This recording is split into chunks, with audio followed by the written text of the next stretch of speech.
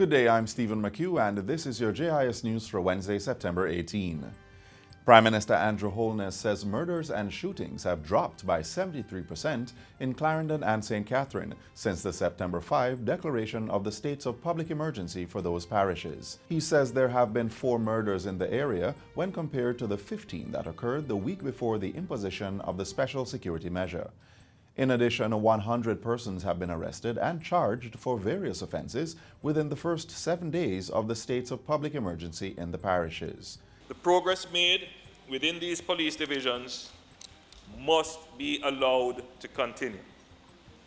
Mr. Speaker, we are fully committed to supporting our security forces as they seek to secure the peaceful existence, quality of life, and life itself for Jamaicans. Despite the successes, Mr. Holness says St. Catherine and Clarendon accounts for 28% of all murders committed on the island.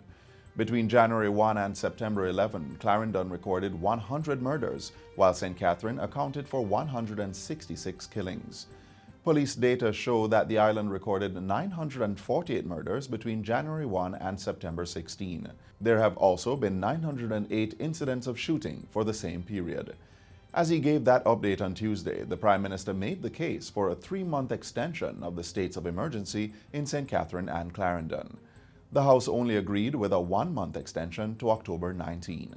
In other news, Energy Minister Favour Williams is insisting that Cabinet's recent decision to place the core functions of the Petroleum Corporation of Jamaica in that ministry will improve the sector's efficiency. At Tuesday's sitting of Parliament, Minister Williams said the new management arrangement would also result in cost efficiency. She said the move would allow government to have a more comprehensive grasp of the nation's energy sector. It will remove the disconnect that seems inherent in ministry-parastatal relationship. It will create synergies and completeness in the ability of the government to manage the energy portfolio. It will provide for one unified outfit for policy direction, program development, research and monitoring, and evaluation.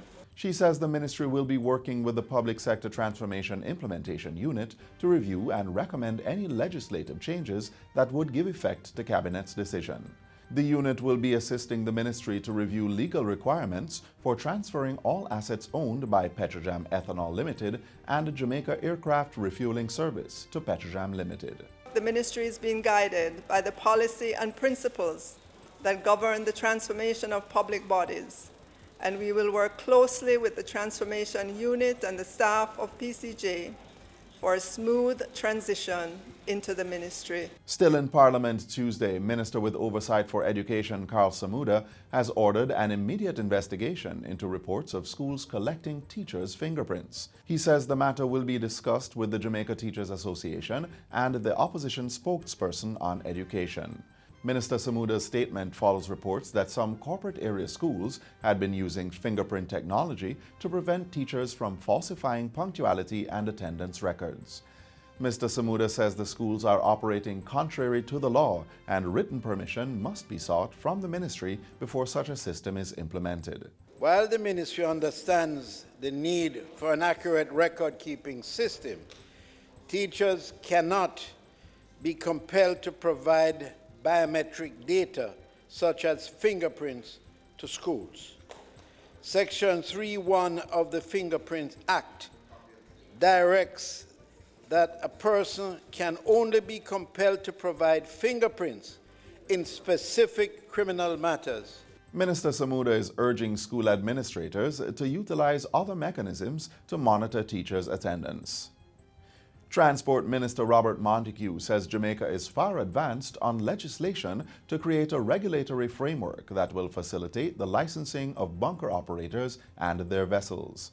Minister Montego says the legislation is going through the final stages of the parliamentary process. It will be used to address matters relating to the International Convention for the Prevention of Pollution from Ships, MARPOL.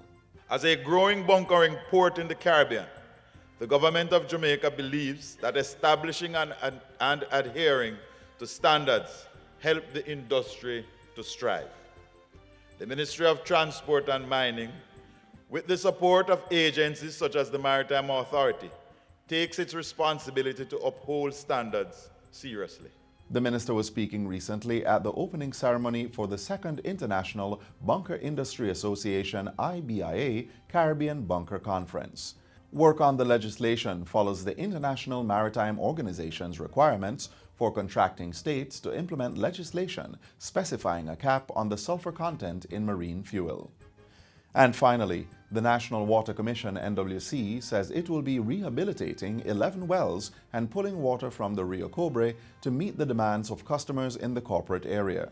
It makes sense. It's a natural storage river, and so we are pursuing and at an advanced stage in completing to add to the network 15 million gallons of water per day that will come into the city coming from the west.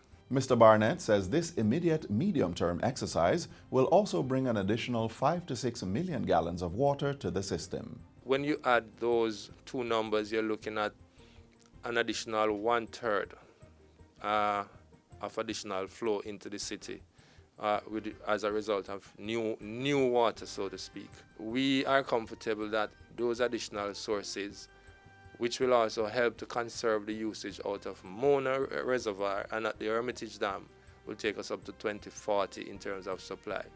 It gives us an additional 10-15 years to plan for additional sources to come into the city. Mr. Barnett was speaking at a recent JIS think tank. He says long-term projects are being looked at to determine how to move water resources to other areas. And that's it for JIS News Today. I'm Stephen McHugh. Thanks for watching.